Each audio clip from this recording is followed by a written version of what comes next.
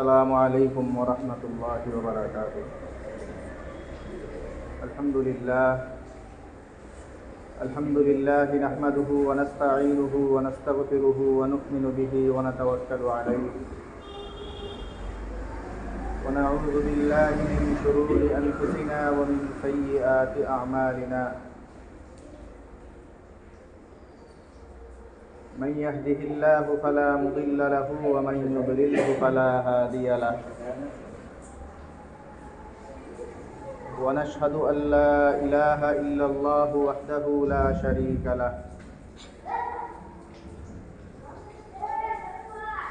ونشهد أن سيدنا ومولانا محمدا عبده ورسوله صلى الله عليه وعلى آله وأصحابه وبارك وسلم.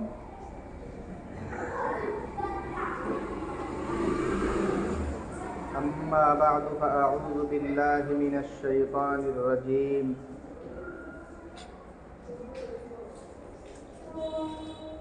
بسم الله الرحمن الرحيم.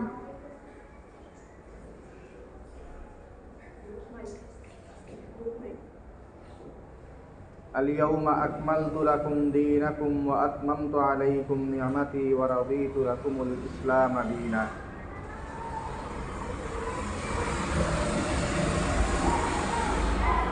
وقال رسول الله صلى الله عليه وسلم: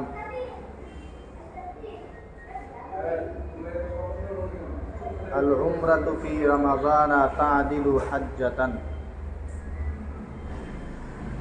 أو كما قال النبي صلى الله عليه وسلم.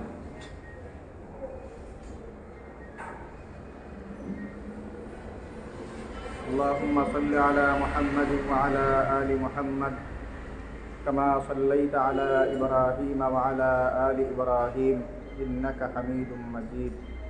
سبحانك لا علم لنا إلا ما علمتنا إنك أنت العليم الحكيم. মহান আল্লাহ পাক রব্বুল আলামিনের দরবারে অসংখ্য শুকরিয়া জ্ঞাপন করছি, যিনি আমাদেরকে অন্যান্য জুমার ন্যায় আজকেও জুমার নামাজ আদায়ের জন্য পবিত্র ঘর মসজিদে আসার তৌফিক দান করেছেন। আলহামদুলিল্লাহ।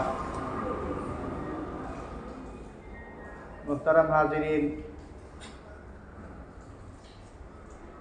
আমরা 1445 হিজরি সনের একদম শেষ সময়ে পৌঁছে গেছি। জিলহজ মাস, যেই মাস বিভিন্ন ইবাদতের একটি মাস ছিল, কুরবানি, হজ ইত্যাদির যেই মাস, সেই মাস প্রায় শেষ হতে চলছে। তো হজ এবং কুরবানি এই ইবাদতগুলোর পরে আমরা এই হজ, কুরবানি এই ইবাদত সংক্রান্ত কিছু টুকটাক কথা এবং এগুলোর শিক্ষা, এগুলো নিয়ে আমরা কথা বলছিলাম। সেই ধারাবাহিকতায় কুরবানির শিক্ষা এবং এই সংক্রান্ত কথাবার্তা আমরা আপনাদের সামনে উপস্থাপন করেছি। হজ বিষয়ক কিছু কথা আমরা এই হজের মাসের শেষ এই সময়ে এসে আপনাদের সামনে কিছু কথা আমরা আরোপ করব। হজ এর যেই শিক্ষা, হজের শিক্ষার বড় একটি আমাদের উপলক্ষ, যেই জিনিসটা হজের শিক্ষা হিসাবে নবী সাল্লাল্লাহু আলাইহি ওয়াসাল্লাম যেই সময় ওনার সাহাবায়ে কেরামকে নিয়ে হজ করেছিলেন, সেই হজের ভাষণ নবী সাল্লাল্লাহু আলাইহি ওয়াসাল্লাম হজের সময় মানুষজনকে সবাইকে একত্র করে মানুষের সামনে যেই কথাগুলো পেশ করেছিলেন, এগুলো খুবই দামি কথা এবং আমরা মোটামুটি সবার জানা কথা। এখন সম্ভবত একটু জানা কষ্টকর হয়ে গেছে। একটা সময় নবী সাল্লাল্লাহু আলাইহি ওয়াসাল্লামের এই কথাগুলোকে আমাদের ধর্মীয় শিক্ষা দেওয়া হয় যেই জায়গাগুলোতে, এই জায়গাগুলো তো বটেই, পাশাপাশি সাধারণ যেই শিক্ষা যেই জায়গাগুলোতে দেওয়া হয়, আমাদের স্কুল, কলেজ ইত্যাদির যেই জায়গা, ওগুলিতে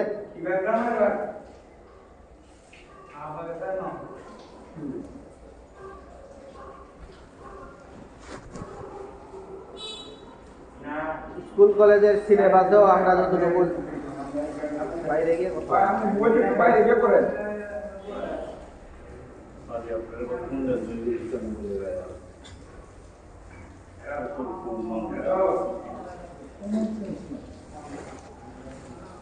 তো স্কুল কলেজের যে সিলেবাসগুলো ছিল এগুলোতেও একটা সময় পর্যন্ত বিদায় হজের ভাষণ এই শিরোনামে নবী সাল্লাল্লাহু আলাইহি ওয়াসাল্লামের এই কথাগুলো সবাইকেই পড়ানো হইতো। সম্ভবত এই চ্যাপ্টারগুলো এখন পাল্টায় ফেলা হয়েছে আমরা যতটুকু জানি। তো যদি থাকে তাহলে তো মোটামুটি সবারই জানা।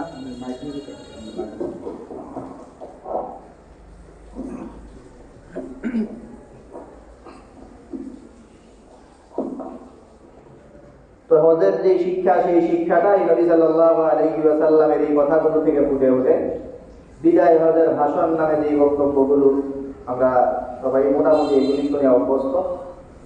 আমরা আবার চুম্বক অংশটা আপনাদের শুধু এই হজের শিক্ষার এই সময়ে এসে স্মরণ করে দিই। নবী সাল্লাল্লাহু আলাইহি ওয়াসাল্লাম মানুষজনকে খুব গুরুত্ব দিয়ে এই হজের মৌসুমে আরাফাত দিবসে নবী সাল্লাল্লাহু আলাইহি ওয়াসাল্লাম বলছিলেন যে তোমরা আজকের এই দিনটা কি দিন তোমরা কি জানো?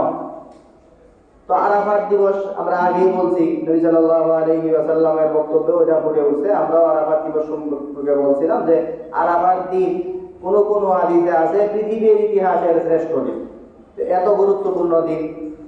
এবং যেই মাসটা, এই মাস ও জিলহজ মাস খুব সম্মানিত মাস, বহু ইবাদতের সংমিশ্রণের মাস।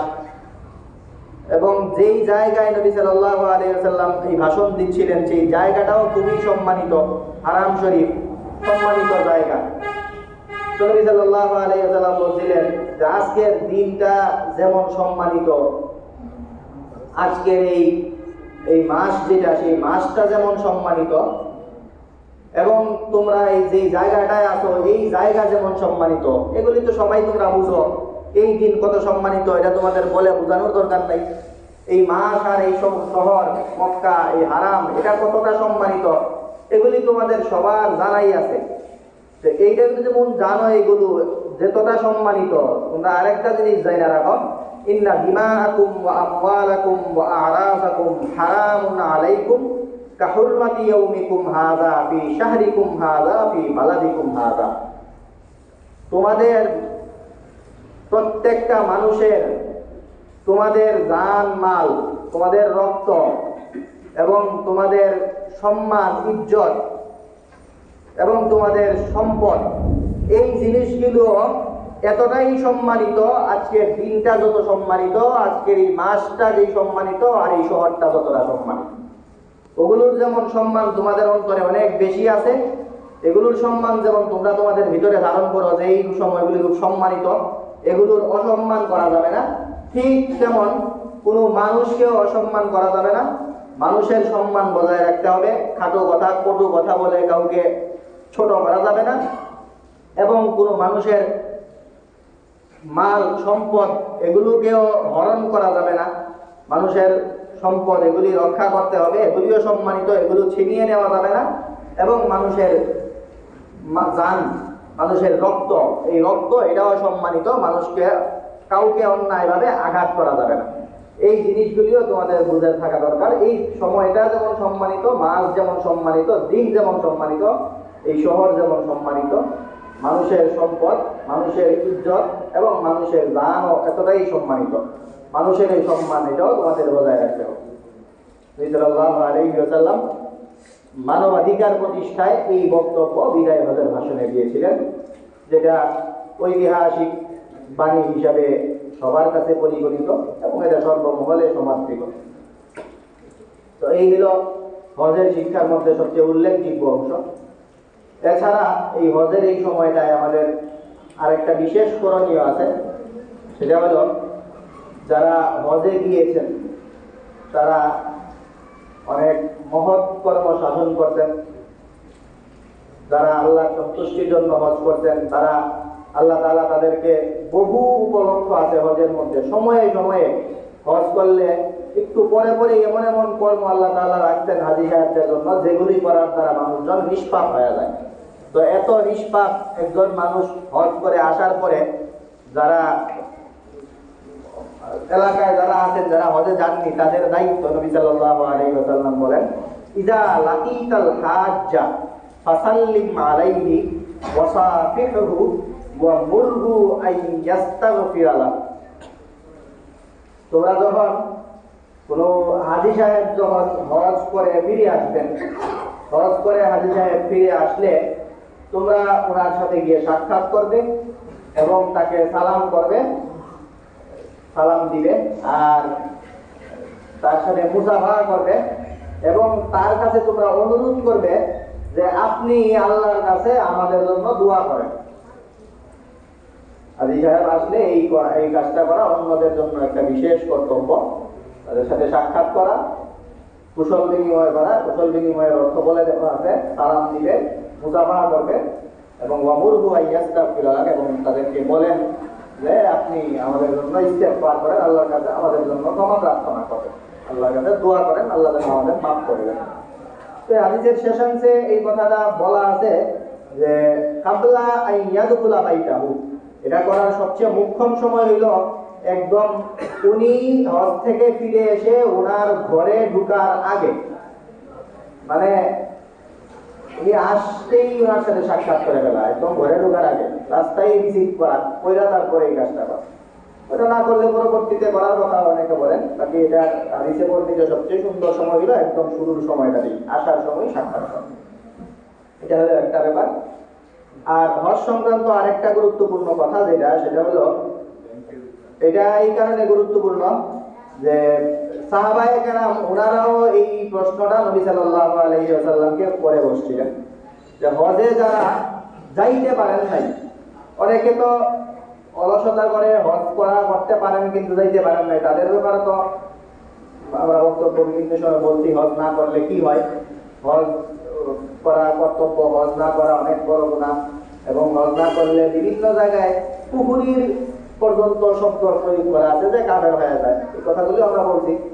আর যাদের হজ করার সামর্থ্য নাই, এই সামর্থ্য না থাকলে আল্লাহ তাআলা তাদেরকে এই সামর্থ্য দেন নাই, না দেওয়ার কারণে হজ করতে পারতেছেন না। যে হজ করার পরে মানুষজন যেই যেই ফজিলতগুলি লাভ করে, এত ফজিলত থেকে এরা বঞ্চিত হয়। তো বঞ্চিত না হওয়ার জন্য কিছু কর্মের কথা হাদিসে আছে, যেগুলি করলে হজ করলে ওরকম হজ করার দ্বারা রাজা করবেন, সব পাওয়া তো সম্ভব না, কিন্তু হজের যে ফজিলতগুলো এগুলি অর্জন করা, ওই সবগুলি আল্লাহ তাআলা দান করেন। সাহাবায়ে কেরাম প্রশ্ন একদম মানুষের মনে যেই ব্যথা, যেই কষ্ট, তাদের সামর্থ্য নাই, যে আল্লাহ তাআলা আমাদেরকে এই সামর্থ্য দিলেন না, আমরা যেতে পারতাছি না, এই দুঃখ যাদের ভিতরে আছে, এদের এই দুঃখটা সাহাবায়ে কেরামের ভিতরে ছিল এবং ওনারা সেটা প্রকাশ করে ওটার উত্তর নিয়ে আনছেন। হাদিসের মধ্যে আছে নবী সাল্লাল্লাহু আলাইহি ওয়াসাল্লামকে সাহাবায়ে কেরাম বলেন, আবু দারদা রাদিয়াল্লাহু তাআলা থেকে বর্ণিত হয়, বলেন যে যাহাবাল আগনিয়াউ বিল উজুরি, ধনীরা তো সব নিয়ে যাইতাছে।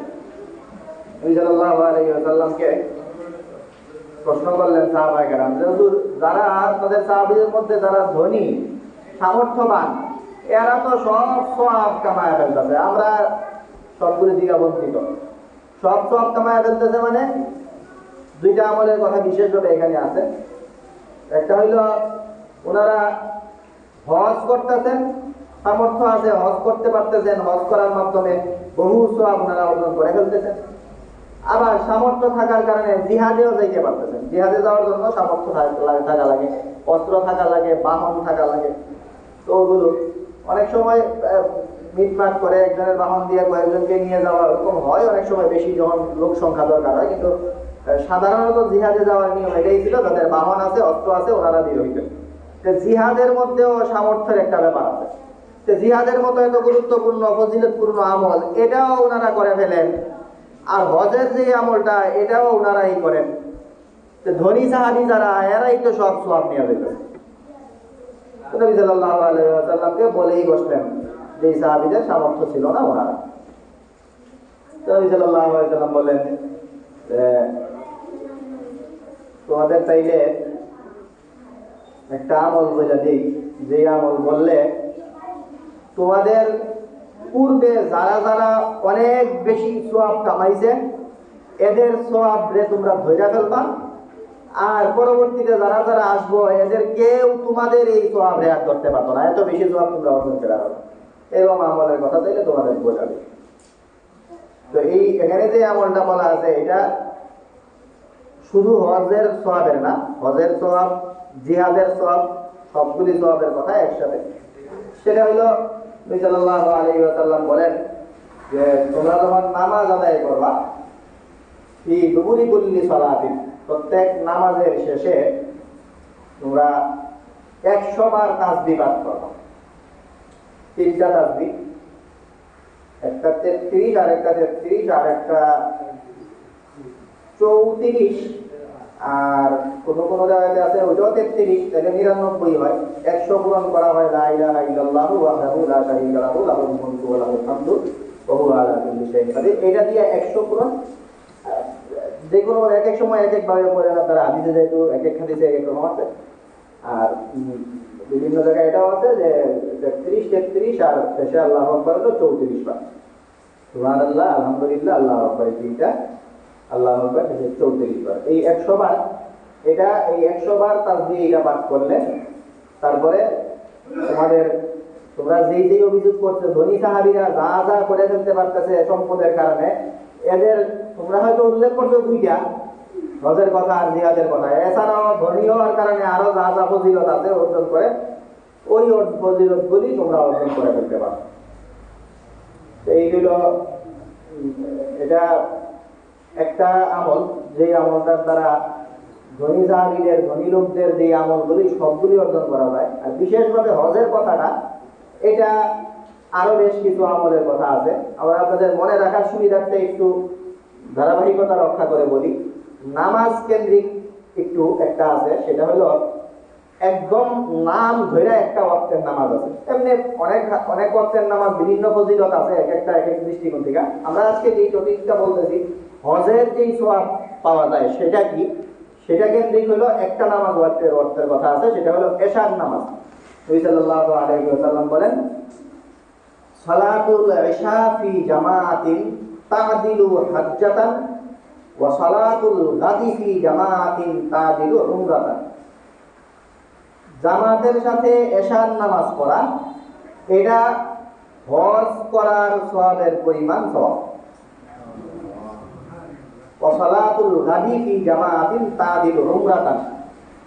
আর সকালের নামাজ মানে ফজরের নামাজ জামাতের সাথে পড়লে উমরা করার পরিমাণ সওয়াব পাওয়া। এই হলো নামাজের কথা। এর মধ্যে একটা নামাজ হলো এশা, ফজরের নামাজটা আছে কিন্তু সেটা উমরা, আর হজের ব্যাপারটা হলো এশার নামাজ। নামাজের ব্যাপার আসছে আরেকটা কথা, সেটা এশা কেন্দ্রিক বললাম আমরা। ফজরের নামাজ কেন্দ্রিক একটা হাদিস আছে, সেটাতে অবশ্য শুধু ফজরের নামাজের আলাপ না, আলাপটা একটু বড়, তারপরেও যেহেতু নামাজ কেন্দ্রিকের জন্য আমরা এটা এখানে বলি। অন্য হাদিসে নবী সাল্লাল্লাহু আলাইহি ওয়াসাল্লাম বলেন, মান সাল্লাল ফাজরা সুম্মা জালাসা ফি মুসাল্লাহু হাত্তা তাতলুআ আশ-শামসু সুম্মা সাল্লা রাকাতাইনি। যেই ব্যক্তি ফজরের নামাজ আদায় করলো জামাতের সাথে, তো কথা শেষ না, একটু দীর্ঘ। ফজরের নামাজ জামাতের সাথে আদায় করার পরে যেইখানে ফজরের নামাজ আদায় করতে, সেই জায়গাতেই সূর্য ওঠা পর্যন্ত বসে রইল। যেখানে ফজরের নামাজ আদায় করলো ওখানেই সূর্য ওঠা পর্যন্ত। ওটা অনেক বেশি কষ্টের কোনো কাজ না। আমাদের দেশে বা আমাদের এই অঞ্চলে বা হানাফি মাযহাব যেসব জায়গায় চলে, ওইসব জায়গায় হানাফি মাযহাবে ফজরের নামাজ একটু শেষ টাইমেই পড়ে। তো শেষ টাইমে যে পড়ে, ওই ফজরের নামাজের জামাত শেষ হওয়ার পরে সূর্য ওঠা পর্যন্ত 15-20 মিনিটের মতো বাকি থাকে সূর্য। হানাফি মাযহাবে ফজরের নামাজ পড়ার নিয়ম হইল, ফজরের নামাজ পড়তে যেই কয় মিনিট লাগে, মনে করেন ফজরের নামাজ পড়তে 15 মিনিট লাগে। 15 মিনিট লাগার কথা, কারণ ফজরের নামাজে যেই কেরাত পড়ার নিয়ম আমাদের হয়তো এটা মেনটেন করে না অনেকে। তো ফজরের নামাজে কেরাত করার যেই পরিমাণ দীর্ঘ নামাজ কেরাত করতে হয় ওটা ঠিক মতো কইরা আস্তে ধীরে নামাজ পড়লে 15 না হোক 10-এর উপরে তো অবশ্যই 10 থেকে 15 মিনিট আমরা ধরলাম 15 মিনিট লাগে। তো নামাজ পড়তে 15 মিনিট যদি লাগে, হানাফি মাযহাবের নিয়ম হলো সূর্য ওঠার 30 মিনিট আগে নামাজ পড়া, এটাই হলো সবচেয়ে সুন্দর। মানে এই পরিমাণ সময় হাতে রেখে নামাজ পড়া, যে একবার নামাজ পড়ার পরে যদি মুসল্লিরা বলে যে নামাজে ঝামেলা হয়েছে আবার পড়তে হইব, তাহলেও যেন আবার সেই টাইম মেনটেন করা পড়া যায়। তার মানে আধা ঘন্টা থাকতে বললে 15 মিনিটের নামাজ পড়ার পরেও ঝামেলা হইলে আরো 15 মিনিট হাতে থাকতে হবে। তো সেই হিসাবে 15-20 মিনিটের মতো থাকে নামাজ পড়ার পরে সূর্য উঠতে। তো ওটা খুব লং টাইম না, এই 15-20 মিনিট বসে থাকাই চলে। তো যেই ব্যক্তি ফজরের নামাজ জামাতের সহিত আদায় করলো এবং যেখানে নামাজ আদায় করলো সেখানেই সে বসে থাকলো সূর্য ওঠা পর্যন্ত, এবং বসে থাকলো যে ইয়াজকুরুন আল্লাহ, এই সময়টায় সে আল্লাহ তাআলার জিকির করলো। সূর্য ওঠার আগ পর্যন্ত জায়গায় বসে থেকে আল্লাহ তাআলার জিকির করলো। এরপরে সূর্য উঠা যাওয়ার পরে সুম্মা সাল্লা রাকাতাইন, 2 রাকাত নামাজ আবার পড়লো। এই কাজগুলি যে বেশ কয়েকটা কাজ, ফজরের নামাজ আমাদের সহিত আদায় করা, ওখানেই বসে থাকা, ওই সময়টায় আল্লাহর জিকির করা এবং সূর্য ওঠার আগ পর্যন্ত এই কাজটা করা, সূর্য উঠতে 2 রাকাত নফল নামাজ পড়া। এই কাজটা যেই ব্যক্তি করলো, এই ব্যক্তি তাদিলু হাজ্জাতান ওয়া উমরাতান, এই লোক হজ, আগে তো একটাই বলছিলাম হজ আর আরেকটাই উমরা, এখানে নবী সাল্লাল্লাহু আলাইহি ওয়াসাল্লাম বলেন এই কাজগুলি করলে এই ব্যক্তি হজ এবং উমরা উভয়টা করার সওয়াব পাবে। তো এখানে আবার হাদিসে খুব তাগিদও দেওয়া আছে, অনেকে এই দুইটা আসলে এত সওয়াব পায় ফেলবো, এটা নবী সাল্লাল্লাহু আলাইহি ওয়াসাল্লাম এই সংশয় দূর করার জন্য 3 বার বলেন তাম্মাতান তাম্মাতান তাম্মাতান, পুরাপুরি সওয়াব পাবে সে এই কাজটা করে। তো এই হইল নামাজের বেশিরভাগ ঠিকানা। আরেকটা বললাম যেটা আগেরটা ছিল শুধু এক ওয়াক্ত নামাজ পড়লেই হয় এশার নামাজ, এখন ফজরের নামাজটা আছে কিন্তু এটার সাথে আরো বেশ কিছু কথা আছে। কোনো হাদিসে কোনো নাম ধরা ছাড়াই নামাজের কথা আছে। যে ব্যক্তি নামাজের জন্য মান তাতাহহারা ফি বাইতিহি, এখানে একটু শর্ত আগে আছে আর কি, মান তাতাহহারা ফি বাইতিহি সুম্মা খারাজা ইলাল মাসজিদি লিসালাতিন মাকতুবাতিন, যেই ব্যক্তি নিজের ঘরে পবিত্রতা অর্জন করে, বাড়িতেই ওযু কইরা তারপরে মসজিদে জামাতে নামাজের জন্য বের হয়, এই ব্যক্তিকে আল্লাহ তাআলা হজের পরিমাণ সওয়াব দান করবে। এই হলো আরেকটা নামাজের কথা। আরো 2টা নামাজ আছে, নাম ধরে সেই এশাই, আর কোনোটা নেই। আরো 2টা নামাজ আছে, এগুলি নিয়মিত নামাজ না, বাকি নাম ধরা আছে। এর মধ্যে একটা হলো জুমার নামাজ। জুমার নামাজের ব্যাপারে বিভিন্ন রাওয়ায়াতে আছে, হজের কথা আছে, বাকি ওটা আবার হজটা একটু অন্য হজ, হজেই উমরা না, বাকি প্রথমবারের হজ না, পরের বারের হজের নাম বলা আছে। জুমার নামাজ আদায় করা আহাব্বু ইলাইয়া মিন হাজ্জিন নাফিলাতিন, জুমার নামাজ আদায় করা আমার কাছে নফল হজ করার চেয়ে বেশি গুরুত্বপূর্ণ। নফল হজ উমরা না, আবার হজই বাকি নফল আর কি, পরবর্তীটা, প্রথমবার না। অবশ্য কোনো হাদিসে নবী সাল্লাল্লাহু আলাইহি ওয়াসাল্লাম বেশ কিছু আপত্তিও আছে একটু সনদ নিয়ে, তারপরে কোনো কথায় আছে নবী সাল্লাল্লাহু আলাইহি ওয়াসাল্লাম থেকে যে জুমাতু হাজ্জুল মাসাকিন, যারা হতদরিদ্র, সামর্থ্য নাই যাদের, গরিব যারা, তাদের হজ হইল জুমা, এই কথাও আছে। আরেকটা নামাজ আছে সর্বশেষ, সেটা হলো ঈদের নামাজ। ঈদের নামাজ থাকলেও আপনারা এই যে ছোট ঈদ বড় ঈদ যে ভাগ করেন, আপনাদের এই ভাগের সমর্থনে এখানে হাদিস পাওয়া গেছে। এই হাদিসে আছে নবী সাল্লাল্লাহু আলাইহি ওয়াসাল্লাম বলেন আল খুরুজু ইলাল ঈদ ইলা ঈদিল ফিত্রি তাদিলু উমরাতান ওয়াল খুরুজু ইলা ঈদিল আযহা তাদিলু হাজ্জাতান, আও কামা ক্বালা নবী সাল্লাল্লাহু আলাইহি ওয়াসাল্লাম। ঈদুল ফিতর এর নামাজের জন্য যদি কেউ যায়, ঈদুল ফিতরের নামাজ পড়তে, তাহলে সে উমরা করার পরিমাণ সওয়াব পায়। আর ঈদুল আজহার নামাজ পড়তে যদি কেউ যায়, তাহলে সে হজ করার সওয়াব পায়। ঈদুল ফিতর হলো উমরার সওয়াব, আর ঈদুল আজহার নামাজ এটা বললে হজ করার পরিমাণ কম। এই হলো বেশ কিছু নামাজ, বা আরেকটা আছে নামাজ রিলেটেড বলতে পারেন, সেটা আমরা আগেই বলে ফেলছি। এই সাহাবায়ে কেরামের আগ্রহটা তুলে ধরতে গিয়ে আমরা এই হাদিসটা আগেই বলে ফেলছিলাম। সিরিয়ালে এখানে আনতে পারেন। এটা বেশ কিছু নামাজের কথা বললাম। এই নামাজের পরে আরেকটা হইলো নামাজ না, নামাজের পরে তাসবিহ। তাসবিহটা তো আমরা আগেই বললাম, এই যে 100 বার তাসবিহ পড়া, বাকি এটাও নামাজের সাথে বলতে পারেন, কারণ নামাজের পরে তাসবিহ পড়া। এটা তাসবিহু ফি দুবুরি কুল্লি সালাতিন, ফরজ নামাজের পরে তাসবিহ পাঠ করা।